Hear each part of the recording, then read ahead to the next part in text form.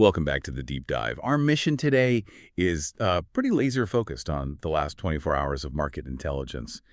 And really, it handed us one of the most intense structural stress tests the digital asset ecosystem has seen all year. This wasn't just, a routine volatility shakeout.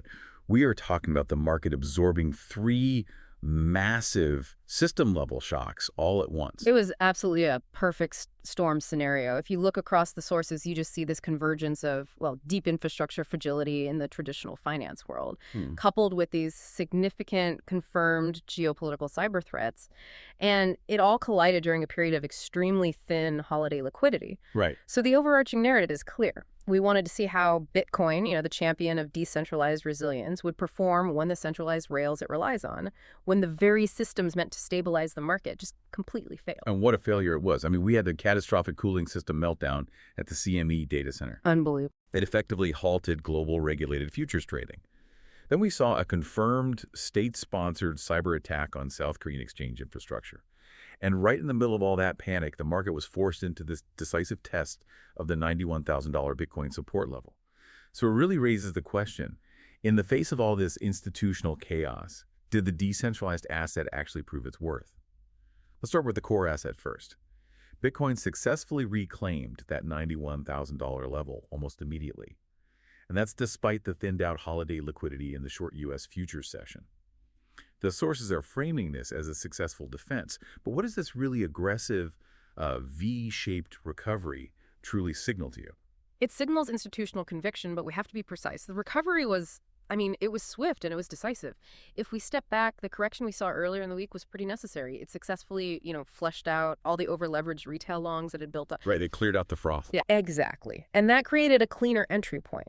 The $91,000 level isn't just some arbitrary number. It's a technically significant high-volume node from previous price action. So the fact that spot buyers, and we're likely talking about sophisticated institutional funds here, oh, for sure, that they bid the price back up so aggressively during a period of just peak uncertainty, that indicates they were waiting for that exact discount. It's a classic bullish support resistance flip. Precisely. It shows the demand is coming from buy and hold allocators, not just speculators chasing momentum.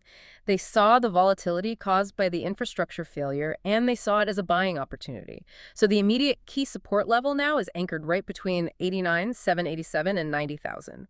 Holding that line means the market structure is still robust. But let me push back on that maturity narrative for just a second.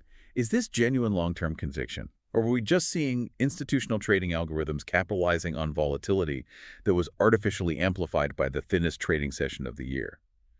Does a flash recovery during the quietest period really prove systemic strength?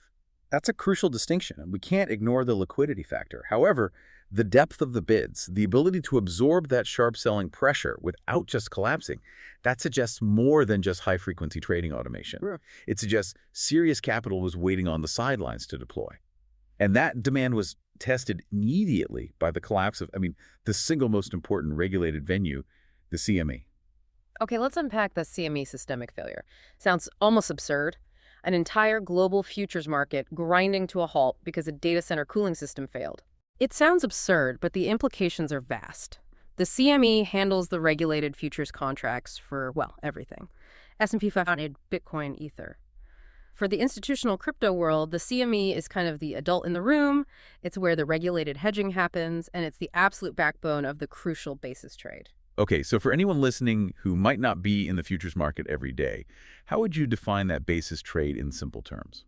Simply put, the basis trade is where you simultaneously buy the spot asset, so actual Bitcoin, and then you sell the corresponding futures contract. And because futures almost always trade at a slight premium to spot, this locks in a small, low-risk profit regardless of which way the price moves. It's essential because it provides deep liquidity to the market. Got it. So a cooling system fails, the CME halts. Why does that instantly create a liquidity vacuum in the spot crypto market? Because the market makers rely on those futures to hedge their risk. If they can't lock in their hedge on the CME, they can't safely provide liquidity on Coinbase or Kraken. They have to pull back. So they immediately withdraw their orders or just make their spreads incredibly wide. And that made the true market price totally opaque for a while, leading to that momentary panic. We should expect some serious volatility as the CME clears its massive backlog of orders and that basis spread kind of recalibrates. It's just a perfect example of how interconnected the two worlds are. And despite all this chaos, we still had positive institutional flow data from Wednesday's US Spot Bitcoin ETFs, a modest net inflow of 21.1 million. That positive number heading into a major holiday is incredibly significant. But what's truly fascinating is the divergence you see when you dig into the source data. We saw BlackRock's IBIT showing really high institutional conviction, pulling in a hefty 42.8 million. That's clearly sticky capital. And you contrast that with Fidelity? Exactly. Fidelity's FBTC saw significant profit-taking, bleeding 33.3 million. But this isn't an abandonment of the asset. It's more like a rotation. Sophisticated players locking in gains on one vehicle while new capital was allocated to others. But the real historical marker here has to be Grayscale's GDTC. Absolutely. For the first time in a very long time, Grayscale had a rare positive flow day, plus 5.6 million. Analysts have been tracking the selling pressure from GBTC for months as this major headwind for the market. So this positive flow, it strongly suggests that the relentless selling pressure from that vehicle might finally be nearing exhaustion. That is a massive structural tailwind if it holds. That demonstration of structural support from institutions, though, was immediately counterbalanced by geopolitical risks coming out of South Korea, where centralized systems again proved vulnerable. We're talking about the Upbit $30 million hack, and it's being attributed to the Lazarus Group. North Korea's state-sponsored hacking unit, and this is a critical reminder that not all hacks are just simple criminality. This is a geopolitical operation. State-sponsored entities use these attacks to fund state activities. It's a systemic funding method. And the fact that they targeted a highly regulated exchange like Upbit just reminds everyone that centralized exchanges are still single points of failure. And those stolen funds, they don't just disappear.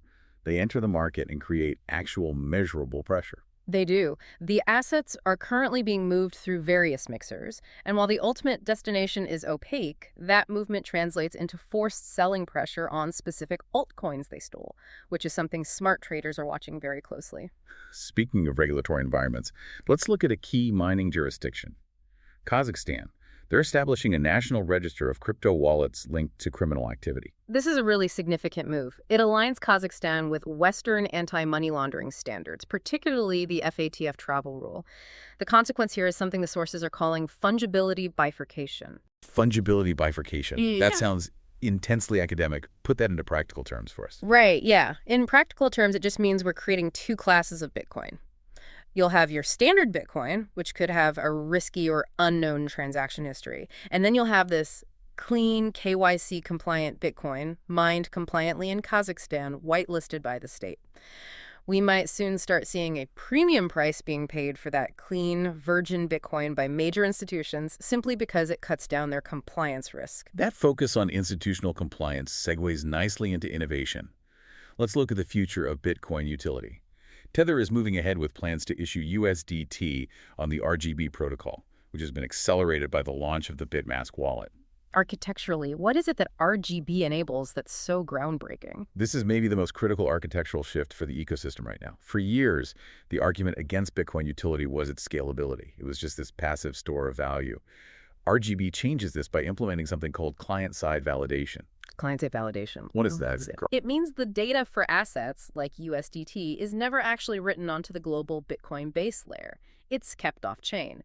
The Bitcoin blockchain is only used as a secure commitment layer to prove ownership. And crucially, the validation of the transaction is done only by the sender and the receiver. So the net effect is efficiency and speed. Exponentially so.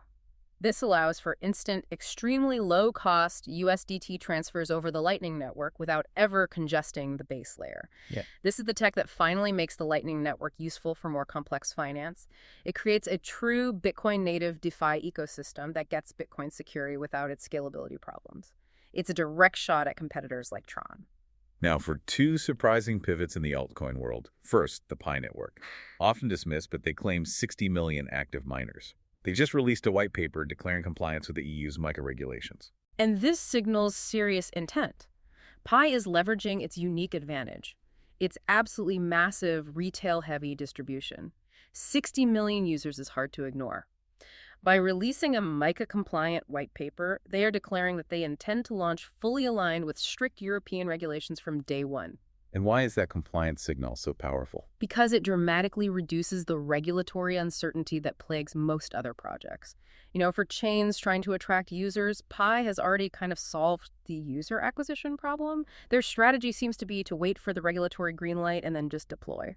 The second pivot is Shibarium, the Shiba Inu Layer 2, which is integrating fully homomorphic encryption, or FHE. FHE is often called the holy grail of cryptography, and for good reason. What's fascinating here is that it allows computation to be performed on encrypted data without ever decrypting it first. Think about that.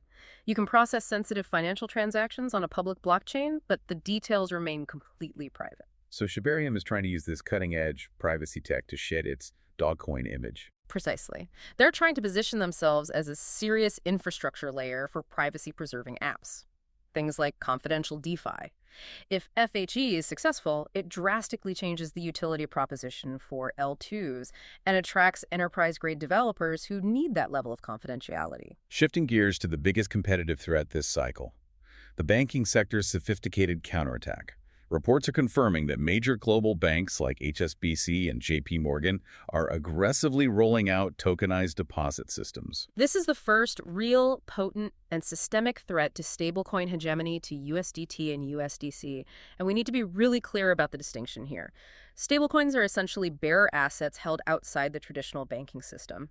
Tokenized deposits are commercial bank money, the same money in your checking account, just recorded on a blockchain. So why would a large corporate treasurer choose tokenized deposits over, say, holding USDC? 3 big factors. First, risk. Stablecoins carry issuer risk and aren't FDIC insured. Tokenized deposits come with that full government guarantee. Second, utility. They offer the same 2047 settlement speed. And third, and this is the most important part, yield. Stablecoin issuers like Tether often keep the yield generated from the reserves for themselves. Tether made something like $5.2 billion in profit in the first half of 2024 from this. And the banks are shifting that model? They are turning it into a competitive advantage. Banks can offer their clients instant settlement and pay a competitive yield, maybe 4 or 5%, directly back to the depositor. If you can get 2047 settlement and earn risk-free yield, the incentive to hold idle uninsured stablecoins just shrinks dramatically. This is legacy finance trying to claw back that $150 billion market. Let's briefly cover the UK. Their recent budget offered no major tax hikes, but also no incentives, leading to what sources calling the neutrality trap. In this hyper-competitive global market, neutrality is really just seen as a policy failure. The UK's decision not to offer R&D tax credits or specific sandboxes for blockchain development, it just risks a significant brain drain of talent and capital to more aggressive places like Dubai and Switzerland. They're falling behind by standing still. Now let's talk about the altcoin regulatory play, XRP.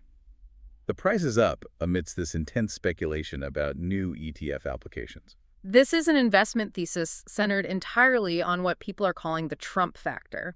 Investors are pricing in the expectation that a change in the U.S. administration could lead to the swift dismissal of the long-running lawsuit against Ripple that would then pave the way for SEC approval of altcoin ETFs. And what's the potential upside analysts are throwing around? They're predicting a potential 65% rally if approvals happen, arguing XRP already has the legal clarity it needs from previous court rulings. But this trade is highly sensitive to political outcomes. Any shift in the perceived regulatory climate can just wipe those gains out immediately. It's a pure political speculation trade. Finally, let's note Grayscale's very contrarian move, filing for a Zcash spot ETF, defying the trend of hostility toward privacy assets. Grayscale is clearly betting on the compliant privacy thesis. Regulators traditionally hate privacy coins because they can't be audited. However, Zcash has a technical solution. View keys. Grayscale is arguing that these keys let a user selectively disclose transaction details to an authorized party, like an auditor, while keeping them private from the public. If the SEC approves this, it would fundamentally validate compliant privacy as a legitimate and institutionally acceptable asset class. So if we just summarize the key lesson from the source material, the convergence of that centralized infrastructure failure at the CME and the geopolitical tension with Upbit, it acted as this really rigorous stress test. Bitcoin's stabilization at 91,000 and the continued positive pre-holiday ETF inflows really demonstrate that the asset class is maturing. Its underlying spot demand is strong, even when its institutional rails temporarily collapse. My final key takeaways for you. First, always remember to account for thin liquidity during holiday periods when you're trying to interpret sharp price movements. Second, watch the RGB and Tether integration very closely. That's the next major catalyst for true Bitcoin DeFi. And third, keep your eye fixed on the banking sector's tokenized deposit rollout. It is their most powerful counterattack yet. And I'll leave you with this provocative thought to consider.